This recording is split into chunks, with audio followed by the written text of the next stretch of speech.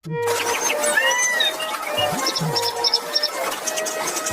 गांव में बंसी नाम का कंजूस व्यक्ति अपने परिवार के साथ रहता था। आज बंसी जैसे ही सोकर उठा तो उसकी नाक में चाय की सुगंध टकराई। अरे वाह, सुगंध तो बड़ी अच्छी उठ रही है, लेकिन समस्या ये है कि ये सुगंध मेरे ही घर से उठ रही है। इसका मतलब कहीं कोई चाय तो नहीं बना रहा। बंसी दौड़ते हुए रसोई की तरफ भागा। रसोई में उसका नौकर भोंदू चाय बना रहा था। तेरा सत्यानाश चाय भोंदू है, तुझे जरा सी भी शर्म नहीं आई? मैंने ऐसा कौन सा गुनाह कर दिया मालिक? ये पूछ तूने क्या नहीं किया। अभी पिछले महीने ही तो चाय बनाई थी। मालिक, मैं चाय अपने लिए नहीं बना रहा, बल्कि मालकिन के सर में दर्द हो रहा था, उनके लिए बना रहा हूँ। अरे अगर सर में दर्द हो रहा था तो उसके लिए चाय में पैसे खर्च करने की क्या जरूरत थी? है? कुछ देर बाद सर में दर्द अपने आप बंद हो जाता। वैसे भी ये सब अंग्रेजों के चोचले होते हैं। हाँ, जल्दी से गैस का चूल्हा बंद कर, नहीं तो गैस भी खत्म हो जाएगी। इतना बोलकर बंसी क्रोधित हुआ और अपनी पत्नी के कमरे में गया और बोला,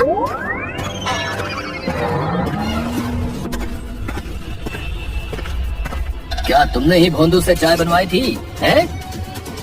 हाँ, आज मेरे सर में हल्का सा दर्द था, इसलिए मैंने 10 रुपए का दूध मंगवाकर चाय बनाने को बोल दिया। अरे तुम्हारा दिमाग तो खराब नहीं है? 10 रुपए का दूध? अरे इतने पैसों में तो दोपहर के आलू आ जाते। हाँ, जो कि भोजन के रूप में 3 दिन घर में चलते। अरे रे रे रे।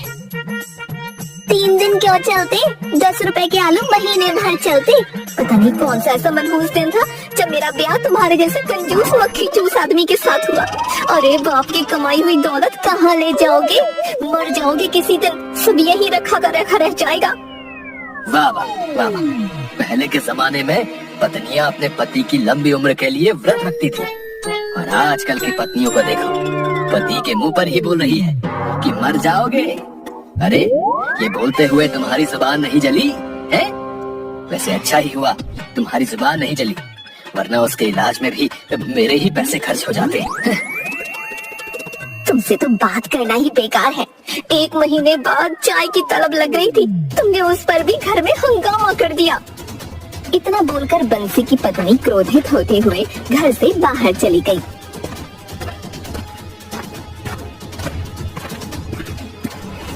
और बंसी अपने घर के बाहर एक कुर्सी पर बैठकर गहरी सोच में डूब गया। लगता है मुझे अपने नौकर भोंदू को सबक सिखाना होगा। उसकी हिम्मत कैसे हुई मुझसे बगैर पूछे 10 रुपए खर्च करने की? है? तभी बंसी को कुछ याद आया और उसके चेहरे पर चिंता की लकीरें झलकने लगी। अरे मैं तो भूल ही गया, आज का तो मेरा भोंदू को पगार देने का वादा था। मैंने 6 महीने बाद उसे पगार देने के लिए कहा था। अब क्या करूं? अगर पगार दूंगा तो मुझे जिंदगी भर नींद नहीं आएगी, और अगर नहीं दूंगा तो ये भोंदू मेरा जीना हराम कर देगा। लेकिन कोई बात नहीं, मेरा नाम भी बंसी है, आने दो उसको। वैसे भी मुझे अब इस घर में कुछ नियम बनाने होंगे, नहीं तो ये सारे लोग मिलकर मेरे पैसों का सत्यानाश कर देंगे। कुछ देर बाद भोंदू बंसी के पास आकर खड़ा हो गया। मालिक, आज मुझे पगार दे दीजिए, मुझे गांव जाना है। पगार?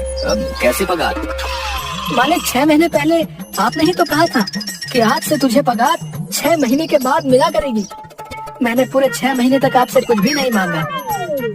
और जो पिछले 6 महीने से मेरा राशन खा खा कर मोटा हो गया है, उसका हिसाब कौन करेगा? तेरा बाप? देखिए मालिक, आपका हिसाब किताब मेरे साथ है, कृपया करके मेरे पिता का नाम मत लीजिए।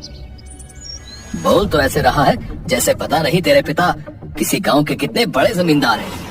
तूने 6 महीने में जितने भी पैसे मेरे उड़ाए हैं, उन सब का हिसाब मेरे पास है।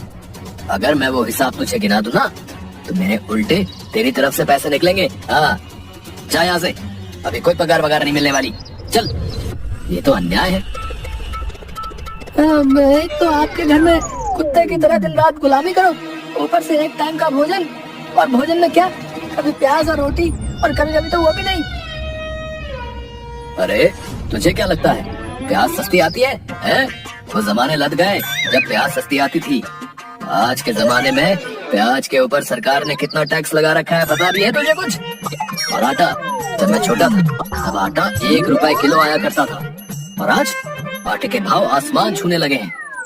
वो तो समझ गया कि बंसी उसकी पगार नहीं देने वाला। वो क्रोधित होते हुए वहाँ से चला गया।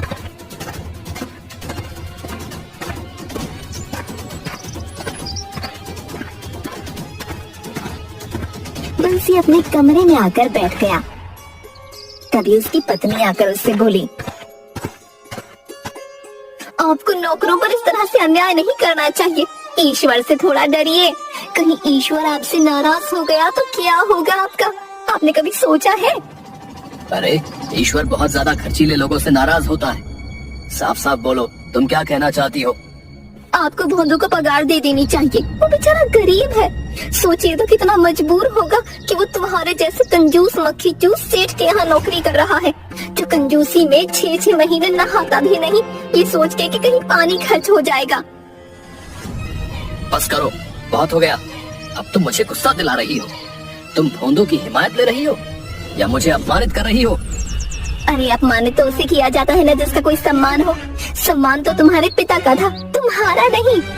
बंसी अपनी पत्नी की बात का जवाब दिए बगैर घर से बाहर चला गया।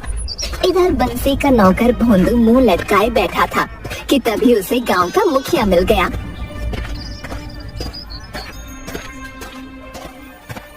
अब क्या बात है भोंदू, मुंह लटका कर क्यों बैठे हुए हो भाई? अब आपको क्या बताऊं मुखिया जी, मुझे गांव जाना है। 6 महीने पहले बंसी सेठ से पगार मांगी थी, तब उसने बोला था कि पगार 6 महीने बाद ही मिलेगी। और तुमने 6 महीने बाद जब पगार मांगी होगी तब उसने तुम्हें उल्टी सीधी सुनाकर तुम्हारा मुंह बंद करवा दिया होगा, है ना? आपने बिल्कुल सही कहा मुखिया जी। मुखिया जी मैं बहुत परेशान हूँ, कृपा करके मेरी पगार दिलवा दीजिए ना। आप तो गांव के मुखिया हैं। चिंता मत करो, उस कंजूस बंसी से मैं तुम्हारी पगार दिलवा कर रहूंगा। चलो मेरे साथ। भोंदू मुखिया को लेकर बंसी के घर चला गया।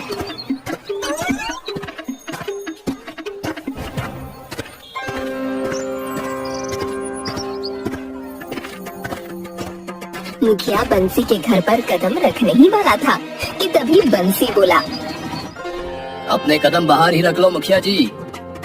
क्यों, तुम्हारे घर में गांव के मुखिया का आना मना है क्या? नहीं नहीं मुखिया जी, दरअसल आप मेरे घर आओगे, मजबूरन मेरी पत्नी आपको देखकर चाय बनाने लगेगी और मैं नहीं चाहता कि फिजूल में मेरी चाय की पत्ती, दूध और चीनी पर पैसे खर्च हो। मुझे तुमसे ऐसी ही उम्मीद थी। मैं यहाँ पर तुम्हारे घर की चाय पीने नहीं आया हूँ, बल्कि तुम्हें ये कहने के लिए आया हूँ कि तुम अपने नौकर को उसकी पगार दे दो। वो बेचारा परेशान है। अगर नहीं देता तो क्या कर लोगे तुम? तो फिर मैं गांव में एक पंचायत बैठाऊंगा। और तुम जानते हो बंसी कि अगर गांव में मैंने तुम्हारे खिलाफ पंचायत बैठा दी तो गांव का हर सदस्य तुम्हारे खिलाफ बोलेगा। गांव से तुम्हारा दाना पानी खत्म हो जाएगा। हाँ, बता रहे हैं। मुखिया की बात सुनकर बंसी परेशान हो गया और अपने मन में अपने नौकर भोंदू से पीछा छुड़ाने के उपाय सोचने लगा। ठीक है मुखिया जी, आप मेरे खिलाफ गांव में पंचायत मत बैठाइए, ठीक है? मैं भोंदू की पगार देने के लिए तैयार हूँ, लेकिन 6 महीने पहले जब मैं इसकी पगार देने के लिए तैयार हुआ था तब मैंने इससे कहा था इसे मेरी 2 शर्तें पूरी करनी होंगी तभी मैं इसकी पगार दूंगा। आपको विश्वास नहीं होता तो आप इससे पूछ लीजिए। मुखिया भोंदू की तरफ देखकर बोला, क्या ये सच कह रहे हैं? हाँ ये सच कह रहे हैं, लेकिन आज तक इन्होंने मुझे मेरी शर्त नहीं बताई और मुझे लगा था कि शायद मजाक में ऐसा बोल रहे हैं। उस समय मैंने अपनी शर्त तुम्हें नहीं बताई थी, अब बताता हूँ। मेरी पहली शर्त ये है कि मेरे पास मेरे पिताजी के जमाने की 2 मिट्टी की छोटी और बड़ी सुराही रखी हुई है। पिताजी बताया करते थे कि वो सुराही उन्हें किसी राजा ने भेंट में दी थी। तुम उस छोटी सुराही को बड़ी सुराही के अंदर फिट कर दो।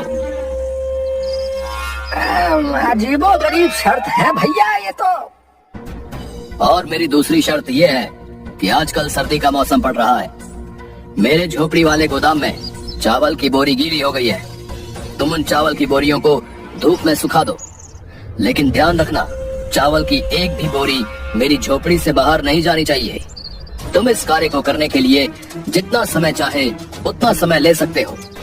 तब तक तुम्हें घास की रोटी और घास की ही सब्जी मिलेगी। अबे ये क्या बकवास कर रहे हो बे बंसी? अरे ऐसा कैसे संभव है भाई? ओ मुखिया हो, अगर ये शर्तें पूरी करने को तैयार है तो मुझे पगार देने में कोई एतराज नहीं। नहीं तो ये बगैर पगार लिए यहाँ से जा सकता है। अगर ये चाहे तो नौकरी छोड़ दे, मुझे कोई एतराज नहीं। मेरे पैसे और भोजन ही बचेगा। मालिक, मेरी वफा का आपने ये सिला दिया। आप तो बेवफा निकले। अरे जाओ जाओ, है? ये फिल्मी चुपड़चू मेरे साथ नहीं चलेगी, समझे? इतना बोलकर बंसी अकड़ता हुआ वहाँ से चला गया और मुखिया दांत पीसता हुआ अपने घर की तरफ गया।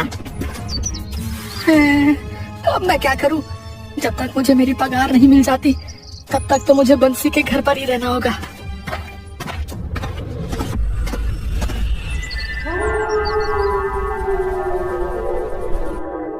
उस दिन के बाद भोंदू के प्रति बंसी की कंजूसी और ज्यादा बढ़ गई।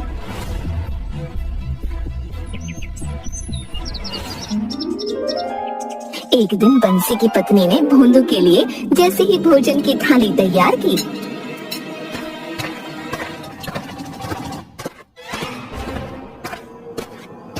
अरे ये क्या कर रही हो तुम? चोरी चोरी चुपके चुपके? ये सुबह से भूखा है बेचारा और बैल की तरह जुटा हुआ है। भूख लग रही है इसे।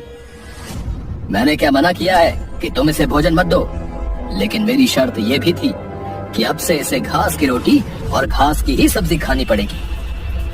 जाओ जाकर दे आओ अपने भोंदू को खाना, और उसके बाद जो है अपनी जुगाली में वो लगा रहे।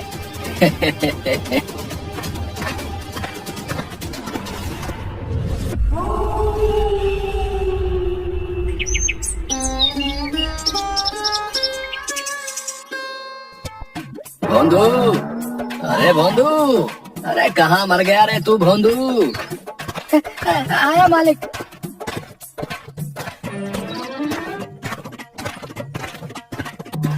अरे सुबह से मेरे पैरों में दर्द हो रहा है, जरा मेरे पैर दबा दे। और सुन, ज्यादा जोर से मत दबाना, कहीं हड्डी वगैरह में चोट आ गई तो फिजूल में दवाई के पैसे खर्च करने पड़ जाएंगे, समझा? भोंदू बंसी के पैर दबाने लगा। पैर दबाते हुए बाहर आंगन में बंसी की आंख लग गई। तभी गेट से दूर उसको दो बच्चे मिट्टी में खेलते नजर आए। उनमें से एक बच्चा बोतल में मिट्टी भर रहा था। तभी पीछे से बंसी की पत्नी, भोंदू कुछ समझा तू? मालकिन, बच्चे बहुत खुश हैं खेलते हुए, अच्छे लग रहे हैं। तो सच में भोंदू का भोंदू ही रहेगा। और उसके कानों से कुछ समझाती है, जिसे सुनकर भोंदू के चेहरे पर मुस्कान आ जाती है। अरे ये बात तो मैंने सोची ही नहीं। मैं तो मालिक की शर्तों को आसानी से पूरी कर सकता हूँ। ये क्या बड़बड़ा रहा है रे तू भोंदू? मालिक, आपकी पहली शर्त ये थी ना कि आपके पास आपके पिताजी की एक छोटी और एक बड़ी सुराही रखी हुई है। छोटे साइज की सुराही को बड़े साइज की सुराही में फिट करना है ना? है ना? यही थी ना? हाँ यही थी शर्त। तो क्या तुम इसे पूरा कर सकते हो क्या? हाँ मालिक, ये शर्त तो मैं बड़ी आसानी से पूरी कर सकता हूँ। मेरे दिमाग में अभी विचार आया है।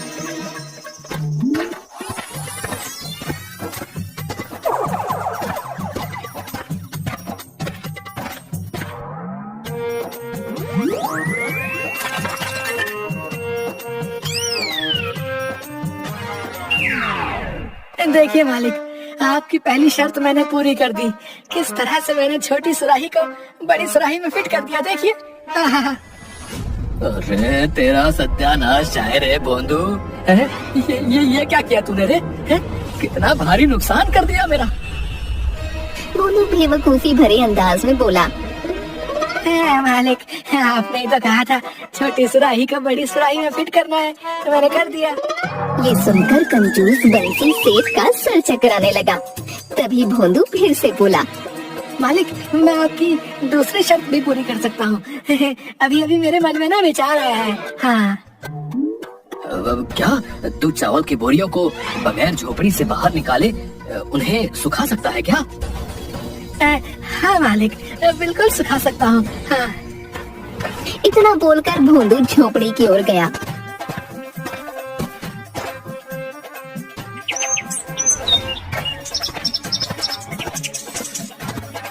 और उसने एक बड़ी कुल्हाड़ी उठा ली। अरे ये क्या कर रहा है भोंदू तू? तूने ये कुल्हाड़ी क्यों उठा ली रे? मालिक, आप बस देखते जाइए। आप मुझसे हमेशा कहते थे ना कि मैं मूर्ख हूँ। अब आप देखिएगा मेरे दिमाग का कमाल। इतना बोलकर भोंदू कुल्हाड़ी लेकर झोपड़ी की छत पर चढ़ गया और कुल्हाड़ी से झोपड़ी को तोड़ने लगा। कुछ ही देर में झोपड़ी में बहुत बड़ा सुराख हो गया। उस सुराख के जरिए झोपड़ी के अंदर सूरज की रोशनी आने लगी। अरे अरे तेरा सत्यानाश जाए रे भोंदू के बच्चे। पिछले 25 सालों से इस झोपड़ी का बाल भी बांका नहीं हुआ था और तूने कितनी बेदर्दी से मेरी झोपड़ी में इतना बड़ा सुराख कर दिया रे।